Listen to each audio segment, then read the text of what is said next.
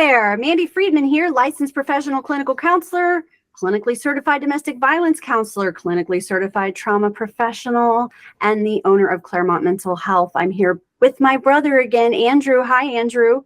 Hey, Mandy. It's great to be back to talk about Succession, one of our favorite shows. And today we're going to talk about Siobhan and what's going on with her in season 3. Well, as always, the children's main thing they're trying to do in every season is trying to get the CEO job. So that's what Shiv's trying to do as we join her at the beginning of the season. She's given a task, and that is to recruit the lawyer, the high-powered lawyer Lisa, to help Logan in his fight against Kendall. That's right. That's one of the first responsibilities she's given, as it seems like that she's going to take this position. She goes to try to, get the lawyer, and it doesn't go well, and she throws kind of a tantrum and storms out, but she learns that Kendall has retained this lawyer for himself. Yes, Lisa kind of gives a point of it would be a bad look for her to be defending Logan. So that's why she's chosen to go with Kendall. She bought his bullshit a little bit, I guess, and thinks she can control him. But Kendall tries to recruit Shiv, and he says that he has the moral high ground.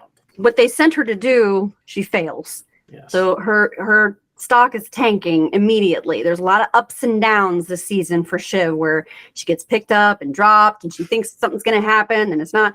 And this is one of those first moments where she's all right, charging in, and doesn't go well. Now Kendall is trying to get Shiv to join his side, and he thinks that he's painting himself as the hero of the situation, that Logan and Raystar, that's the bad guy and he's the good guy, and that he has the moral high ground here, trying to do the right thing. But I think that this is yet another tactic, and as we know, they'll pretty much do and say anything to get where they want to go. Kendall even says to Shiv, "I'm you right now." In other words, she's supposed to be the good one. She's supposed to be the progressive. She's supposed to be the more liberal of them. And the fact that he's the one taking the more outsider position there, he feels like that is him taking over what she should be doing, or at least that's what he's painting it to her to seem like, is that, don't you want to be good like me? I thought you were the good one, but clearly I'm the good one and you're the bad one, is what he's saying. It's like they're 5 years old, but they just use bigger words now. This season has some kind of major relationship stuff that happens between Shiv and Tom, Shiv and Logan, and Shiv and her mother, Caroline. So one of the first things that we see happen between Tom and Shiv is they have a discussion about the amount of love they have for each other. Shiv is feeling that there's something different within Tom. And while she's usually the cold one, who is not affectionate, who, doesn't really act like she loves him, she's saying, "I love you." And he says, "Thank you." Thank you. And she's like, "Well, you love me?" He answers that, yeah, there's love there. But the way he answers it, it's like they're talking about a stock portfolio. And they take the love right out of everything. It's just, there's nothing loving about it. It's very cold. It's very transactional. And it always goes back to these sort of metaphors where it removes all the love and romance and genuine feelings out of anything. So yeah, he says in the end, "I'm just glad to know we don't have an unbalanced love portfolio." And that's how they say they love each other. Everything with them is some kind of negotiation, like business style. And it's whether it's talking about, "Hey, do you love me?" or "Hey, do you want to have a kid?" We'll talk about that more in a little bit. Another relationship that is all business is Logan and Shiv. And Logan has this whole stunt going on. The stockholders are worried because the family, they don't like each other. Kendall's attacked Logan. So, in a kind of show of solidarity, Logan sets up this whole publicity stunt where they'll all get off a plane together and meet each other and hug and all that stuff. But he didn't get a hug from Shiv. Aw. She stays in the car. Roman's out on the tarmac and hugs his dad because, Roman, he's more susceptible to that stuff. But Shiv's like, "Nah, I don't think so. I'll go, but I'll just stay in the car." It's very obvious that this is being done for the cameras. Also, this is not a hugging family. Logan gaslights Shiv, saying a hug would have been nice, acting like that's gaslighting. He doesn't want a hug. He needs a picture. Gaslighting is when it's clear what the truth is and it's a shared reality, but we're going to pretend like that it's not. Someone is stealing reality away, turning it into something else. A hug would have been nice, but she's not stupid. She points out the photographer's got plenty of pictures of her sitting in the car, and then she calls him Captain Cuddles. Obviously, they're not a huggy, touchy-feely family, and she's just not in the mood right now to be the meat puppet. When she hugs him, she could feel those scars on his back. Maybe we don't want that, you know. Right? So, Yeah. You know. Now this is yet another status of Shiv. Where does she stand with Logan? And you could kind of like track the season that way. Is he reeling her in? Is he pushing her away? Is he love bombing? Is he doing all these things? And at this time, he's trying to reel her in with the promise of position and the promise of a higher status. Objectifying her in many ways. He needs her as a female figure to make it seem like that, hey, we're not that bad. But he also needs a family member, someone he can trust. In other words, someone he can control. That's what trust is for him. And he thinks that he can control Shiv, and to a large degree he can. Logan is using her, essentially. We're calling it objectification, but he's using her. It's just insert person here, insert female here, insert controllable figure here, and using people around him as pieces to a game that he can move around, and she's just one of them. She's not special. She clearly doesn't have status with him. He just picks her up when he needs her, drops her when she doesn't act right or when he doesn't need her, and then circles back around to see if she's still on board with him over and over and over again. I mean, it has to be just exhausting to live that way with him. Logan Roy treats objects like women, man. So Shiv tries to make peace with Kendall at the big, writers gala, journalist gala, and Logan is very nice to her. But it's so he can manipulate her into helping him, of course. He will not take responsibility for all this stuff, even in private with Shiv. All right? And as you alluded to earlier, this time she is the meat puppet that won't do what Logan wants. And they have a whole conversation about that. They do. And you can see as we explore her relationship with Logan and as we explore her relationship with her mother, Caroline, you can see where she gets her tactics from. You can see how these things are getting passed on generationally and how she interacts with Tom and other people. And she learned all of this somewhere. So he says to her in a private conversation, sometimes when I look around and I don't see that you're out there saying something, in other words, when she's not rallying for him, he says, I ask myself, does Shiv even like me? Does he care if she likes him? No. But he's trying to read her. He's trying to take her temperature and gauge, see where she is with things. You're my only daughter. Do you trust me on all this hullabaloo? Health, safety, and compliance. You know, there was a few bad apples.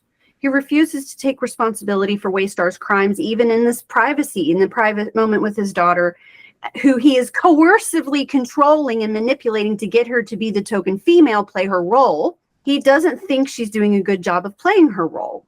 Furthermore, he acts like that by twisting the narrative and avoiding responsibility, he's actually keeping her clean. That, you know, this is about me, you know, we don't want this to leak onto you.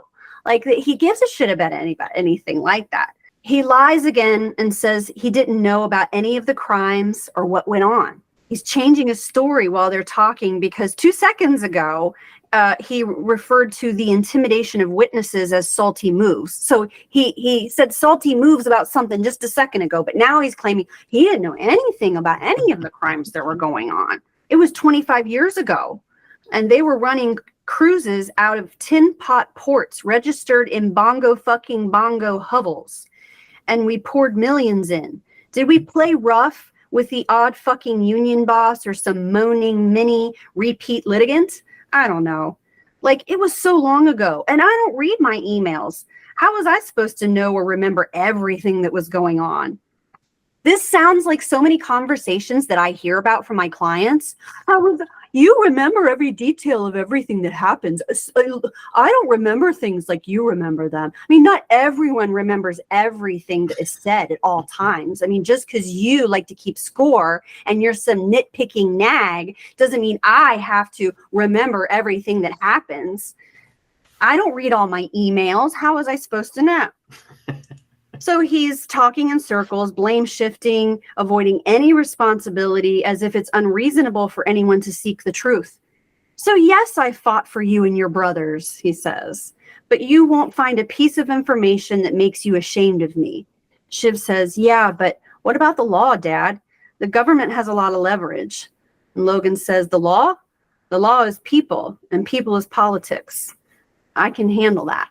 Well, one thing I do want to point out is that, in the last couple of things you said there, you mentioned a phrase that we often hear from folks who are narcissistically abusing large groups of people and are covering up systemic problems. And they'll say things like, oh, it's just a few bad apples. But they never finish that, right? Because that's not, the quote isn't a few bad apples. It's a few bad apples spoil the bunch. So when you use that phrase, you're outing yourself as, someone who is a narcissistic abuser or covering up for those that have done that. And sometimes it's physical abuse or straight up murder that, folks use that phrase to cover up. Shiv is being objectified by Logan, but she's also being objectified by Kendall in a very, very mean way. He plays a prank on her that is like, just terrible. She stands up to give a speech at this town hall where she's sort of coming out in this new leadership position. And Kendall is crafty and he sets up all these Bluetooth speakers to play the Nirvana song Rape Me during her speech. And it ruins the speech. And it's sort of another moment, kind of like when she went to go to Lisa the lawyer and that didn't go well. It was a failure. Him embarrassing her and basically sort of disempowering her during that speech tanked her stock yet again. And, Logan even looks at her at one point and says, sorry, Pinky. Like, we all know that now you're kind of worthless. She's just a pawn in the fight between Logan and Kendall. And they're both using her as a piece against each other, and she has no control over that. And so it's a shame because this role that she's getting is even it's just a way to keep her on Logan's side or whatever, is to give her this, presidential role as to throw her a bone. But you're going to be CEO. You're going to be CEO. But first you got to do this, And so, as always, we talked about with Logan, he's always moving the goalpost. You just mentioned moving the goalpost and how that Logan is constantly moving the goalpost. That is a strategy that narcissistic abusers use. And he even admits to it. Logan calls Shiv to tell her to back off from her bossiness, that, when she was feeling empowered in that position and she kind of came in and was kind of a little bit telling people what she thought they should be doing. And one of the execs calls Logan and says, your daughter's here kind of rocking the boat a little bit. And he calls Shiv up and says, hey, zip it. And she says, but if you give in to them, they will start to cut me out of decision making. There's a line, she says. Logan says, nothing is a line. Everything, everywhere is always moving forever. Get used to it. There is no line.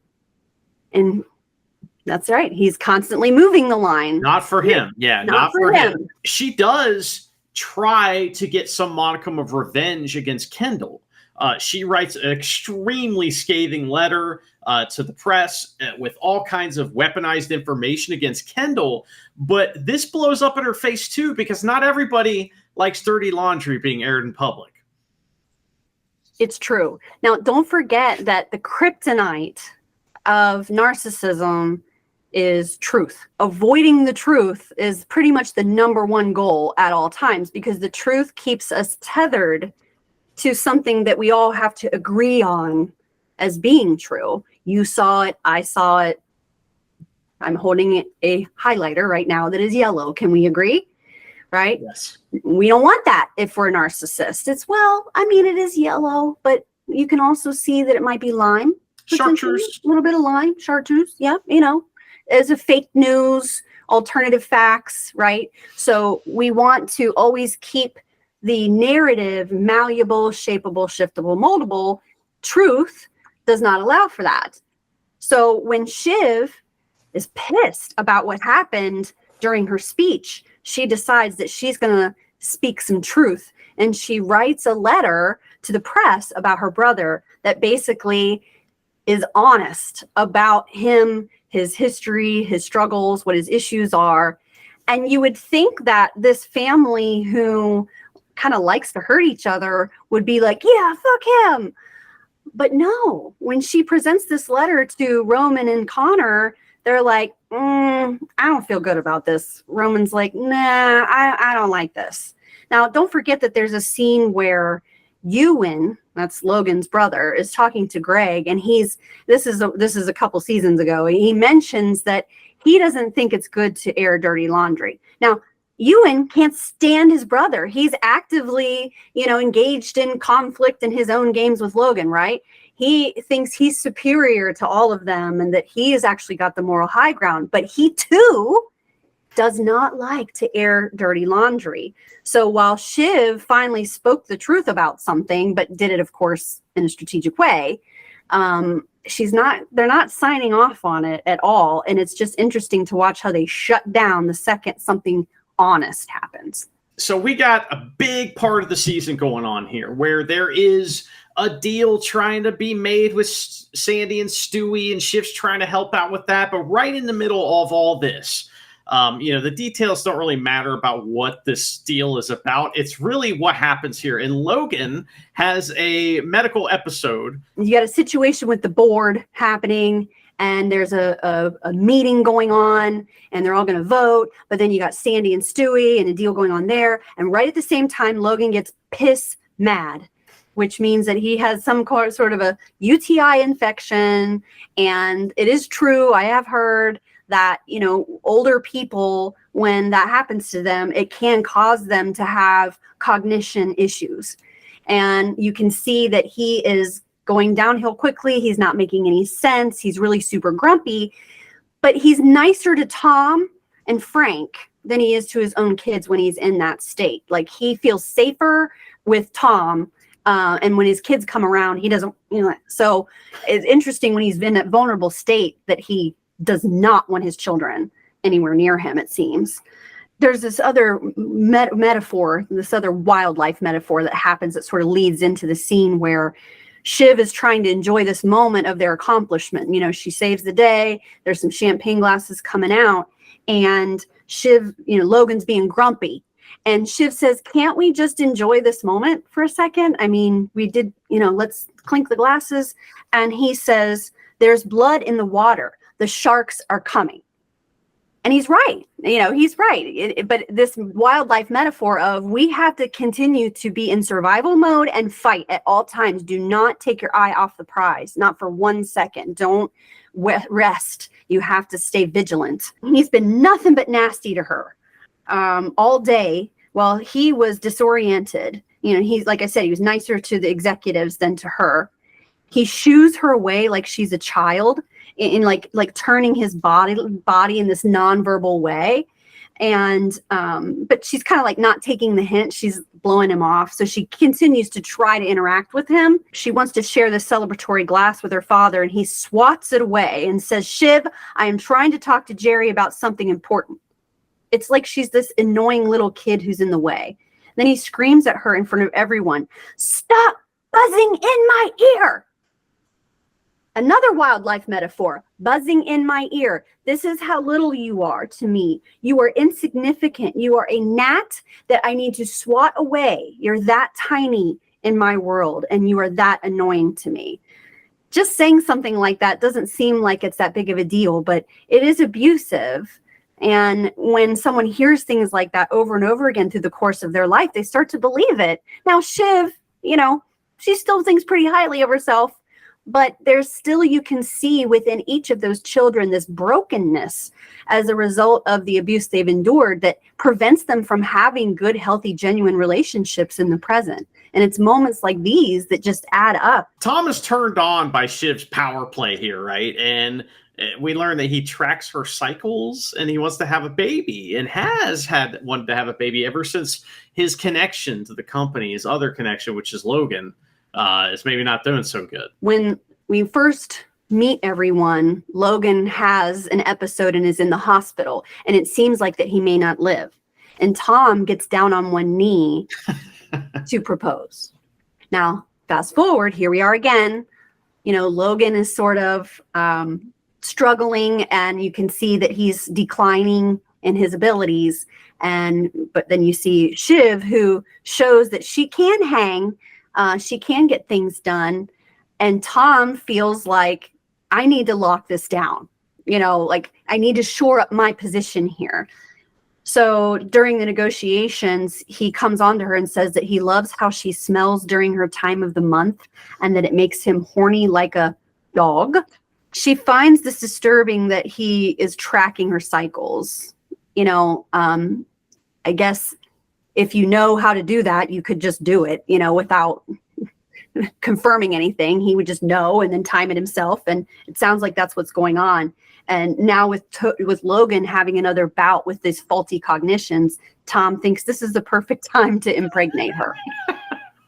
Hey, these are business decisions. You know what I mean? This is a business relationship. This is the right time. You know, he doesn't just come right out and say that, though. He tries to use his, you know, husbandly ways to get what he wants here. Well, in another scene in an SUV, in a black SUV, you know, Logan abuses Shiv.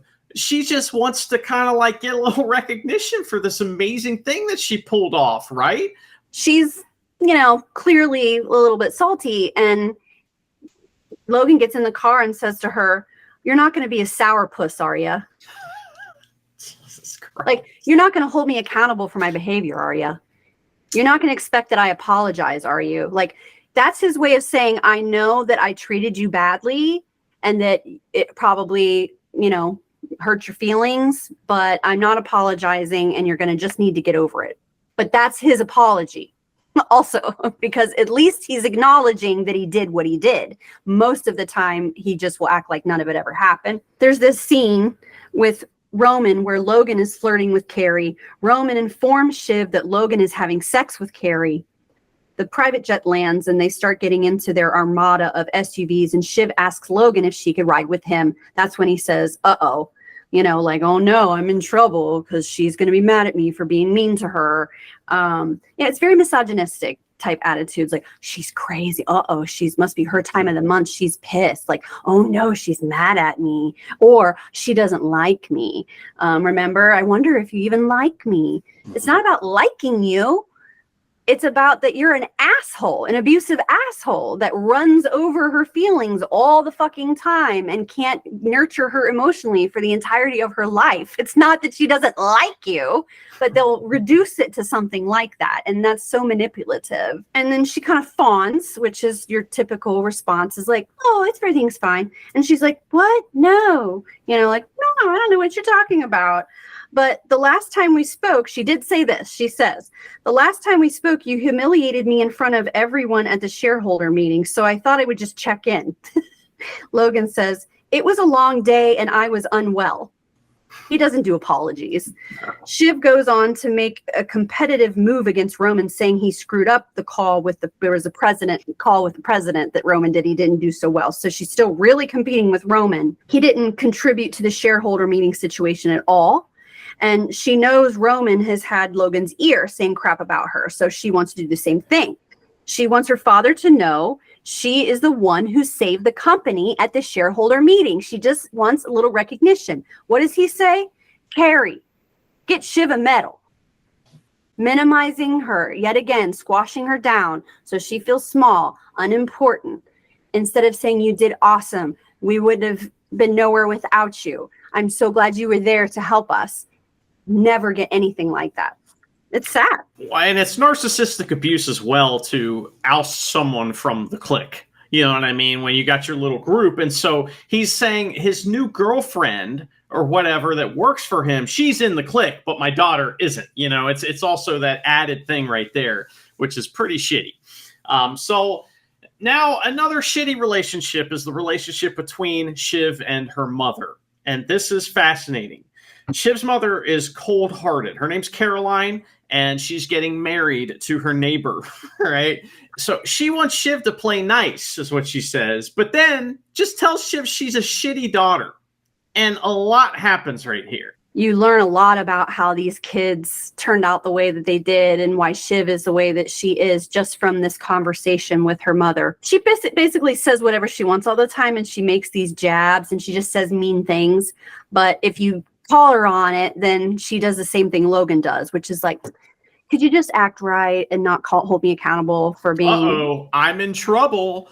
Exactly. And making it seem like, oh, this, you're being a baby, essentially. She says, let's not snipe.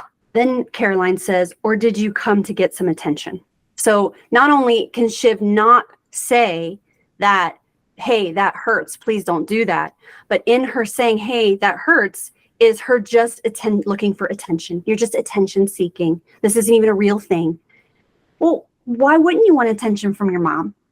Isn't that kind of a natural thing? Like that's innate within us? And negative attention is probably the only attention that Shiv ever got. And Shiv laughs like, yeah, right. I know I don't get any attention from you.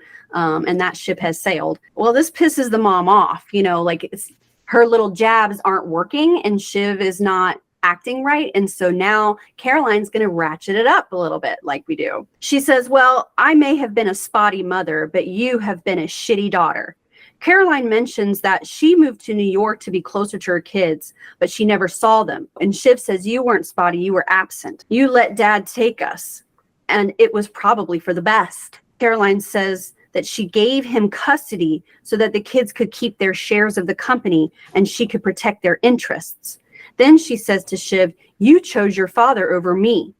Shiv was like 10, 11, 12 years old or something when all this was going on. And in case any of you don't know this, children are not adults. And children can't handle adult things and shouldn't have to handle adult things. It's actually not good for them. You're supposed to protect children from adult things. Their brains aren't ready for it yet.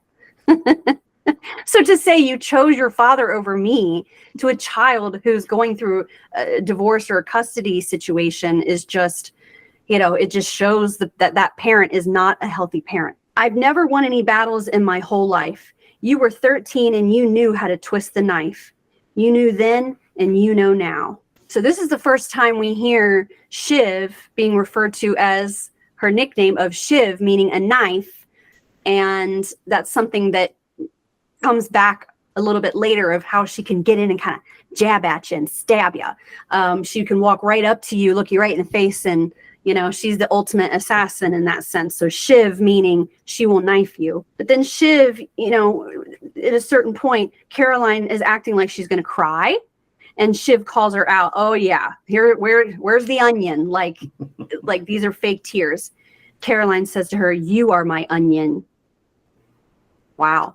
So all of her tears are because of her daughter and how her daughter is so shitty. Shiv says, well, you're my fucking onion. And then they look at each other with this sort of like love-hate, pleased to see how they hurt each other. They bond in this moment in their mutual hatred of each other. When Caroline needs to bring out tears, she thinks about her daughter. And when her daughter cries, she thinks about her mother. And then Caroline speaks some truth. She says, truth is, I probably should never have had children. You've made the right decision. Some people just aren't made to be mothers. What a bitch. What a bitch saying that to your daughter. And in context, earlier, Shiv told Tom that she dreads talking to her mother because she is always digging and asking how the marriage is and when we're going to have kids. When are you going to have kids? When are you going to give me grandkids? When are you going to give me grandkids? Also, it's probably a good idea that you don't have kids because you would be a horrible mother. This is her mom, again, the roller coaster of needing affirmation, getting love, getting not love, love, not love. Then Caroline says, back to the wildlife metaphors, I should have had dogs. Now, remember the dog pound game? Yeah. you know? So I feel like that the children are being compared to dogs quite frequently, as a matter of fact. And in a sense, it is like more objectification that in these rich families that children, wives, other things are about status and trophies. And children are like, purebred dogs that are They're like supposed show to dogs, yes. like show dogs that they're fancy and they're supposed to act right and do the things that make the family look good. Shiv's face shows hurt and she says, well, you could have had dogs. But then Caroline says, because it just gets better and better, you think that one person says something that's like the worst and then nope, here comes the next one. Caroline says, not with your father. He never saw anything he loved that he didn't want to kick it just to see if it would come back. So she wouldn't have dogs with Logan because Logan would have been cruel to the dogs, but she would have children with him? Yikes. She has the conversation about children with Caroline. And we had earlier in the season, Tom trying to get with Shiv to, for the purpose of procreation. And they're going to try that, and so Shiv and Tom do some role playing, to get in the mood, but it gets a little weird, like not in a sexy way. You know what I mean? And then she accuses him of being manipulative, and they discuss having kids in like the most clinical and weird way ever. Shiv, after just being told by her mother that she would make a terrible mother, her interest in having children is suddenly sparked. And so she is a little wasted and goes to Tom and is like, let's get, and she wants to do this like BDSM thing of him like saying mean things to her. So she just comes from her mother saying mean things to her. Ew. And then she's asking her partner to say mean things to her. Gross. Tom's not into this. Tom really isn't into this, but don't forget, he really wants to impregnate her. So he's willing to go through a lot to get where he wants to go. So he goes through with it, but she says, talk mean to me. And he's like, oh, well, you go first, because he's trying to figure out where we're going with this. And what she says is really mean and not fantasy, more like reality. Like she says, you love me more than I love you. You know that I'm better than you, and that's why you're with me. And he's just like, but again, they go through it anyhow. And then they talk about freezing eggs. And, there are a lot of women that do these sorts of things, especially professional women that want to have babies later on, is they'll take their eggs and freeze them for later. And, so they start talking about doing that, and then freezing embryos takes all of the love out of it. It takes all of the emotion out of it. It's the most clinical cold. She said that she referred to herself as the incubation chamber or something like this. Weird. So, mom is this cold woman who can't give you any kind of nurturing touch at all. Says to Shiv, maybe you shouldn't have kids. I shouldn't have. Maybe you shouldn't have. Shiv immediately wanting to have a child for the wrong reasons, and then immediately objectifying that child by making it seem this like clinical, we just stick it in a vial and put it over here, and that's motherhood. Generational patterns much? I just want to point out that Caroline represents the number one most dangerous abusive personality, I would say, that exists. And here's why. The narcissistic mother is the origin story of many, many abusers. Many abusers. Furthermore, women who are abusive often go by more undetected than men who are abusive, because we assume that women, I don't know why, but people assume that women naturally have a nurturing spirit and that they're more loving and kind than men are. And I don't know where that would come from. But, we assume about women that they are able to, that they have a nicer personality and that they're just kinder and that you can trust them more. If you're looking at a room full of people, a matriarchal figure with salt and pepper hair who, you know, smiles at everyone is not the person you're thinking is the threat in the room. So that's what makes them even more dangerous, is that they can covertly sort of blend in and act like they're this matriarchal figure that wouldn't hurt a fly.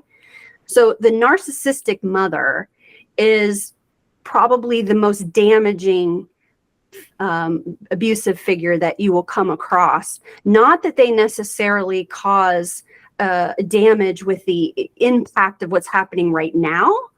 It's the generational problems that it perpetuates, that we don't have anyone in the house who is going to stand for what is right for the children. And instead, we're just going to continue being narcissistic and cold and selfish and all the things that Caroline is. But when I go back through the histories of my clients and the people that have abused them, those abusers often have a story that starts with a mom. Caroline is a perfect example of that narcissistic mom. And this scene with Shiv is a perfect example of what a conversation would sound like with a mom like that. And Shiv tries the same things that I would see in my clients in her ways of trying to navigate her mother.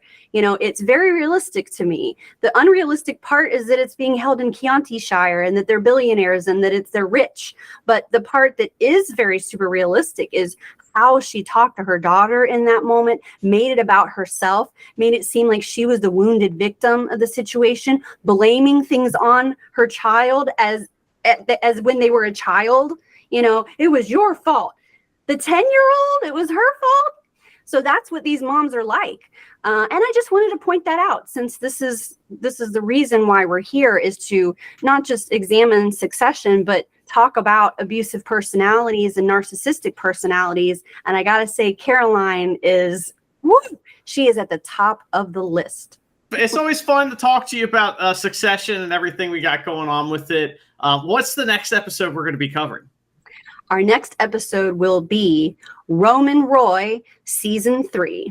We'll see you then. Thanks for watching or listening. Goodbye.